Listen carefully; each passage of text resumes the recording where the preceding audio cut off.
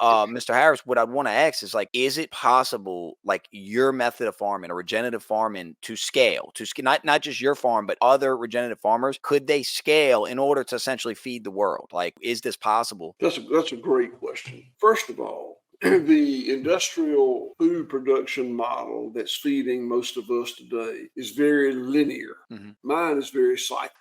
A linear system can be scaled up, and that's what we've done. We've scaled up our food production system. A cyclical system like mine does not scale nearly as well, but it's highly replicatable. White Oak Pastures is probably as big as it needs to be. We have 170 employees and so Wow.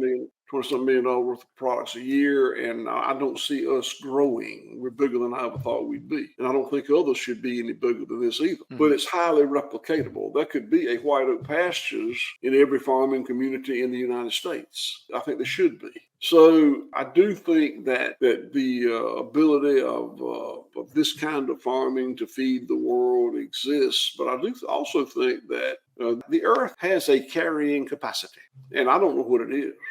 But there can be too many people for this form of food production to feed them, or industrial food production to feed them.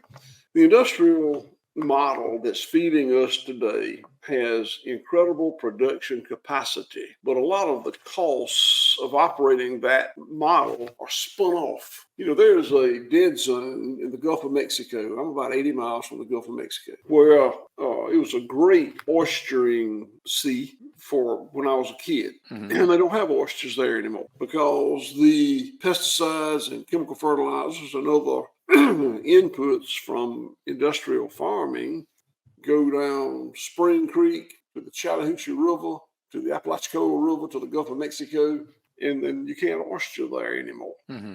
So there are costs in this industrial model that we're not facing up to. Hmm. You hear a lot about Roundup and other pesticides. It's just out there, in people's bodies, in the water supply, in the polar ice caps.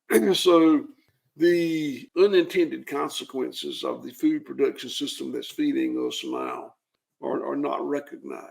Hmm. And the costs are not being borne by that food production system. It's being spun off for everybody.